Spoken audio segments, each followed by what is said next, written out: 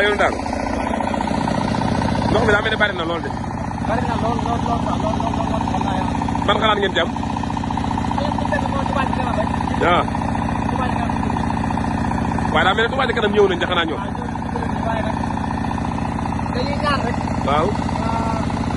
pour yëpp gën a takku rek. waaw gën a góorgóorlu nekk Touba Ca Kanam ndax bi defaraa yi ci def moo dafa war a def lii. kon baax na baax a baax.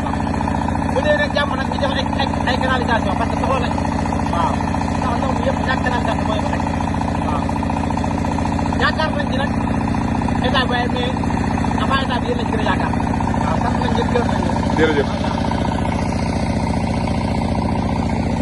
salaamaaleykum wa rahmatulah waa Touba Ca Kanam loolu daal nii comme ngeen gisee ñu ngi nii ci bassin ba Kër Ñang fii nag lañ tuddee woon Île de Gorée ndax ndox mi ñu jaaxaloon lool waaye ci taw feexu sëriñ bi décanté nañ ndox moomu ba waa kër yi ngeen gis yëpp amoon ay jafe-jafe delluwaat nañ seen biir kër dama leen jox benn message rek kër gi nga xam ne moom ngeen nekk nii ndox mi takk woon na fa lool mii may wax ak yéen libéré nañ kër gi ba borom kër gi moom mi ngi ci nekk di def ay réparation ngir fas yéene indiwaat njaboot gi ñu mën a dëkkiwaat waaw ñii ngeen gis nii dañoo jël benn pompe dóor ko ci biir kër gi muy perte ci mbedd ma bu ko defee pompe mag ba léegi ngeen gis noonu moo koy évacuer dem yóbbu ko ca canal ba kon nag ñi ngi sant bu baax a baax monsieur le président ci taxawaay bi ak yitte ji ak homme de terrain yi ñu ngi leen di jaar bu baax a baax yéen tamit ndax seen yitte ak seen taxawaay mat na lool ci liggéey bi jërë ngeen jëf jërëjëf ngeen bi daa feesoon dell na ko ndox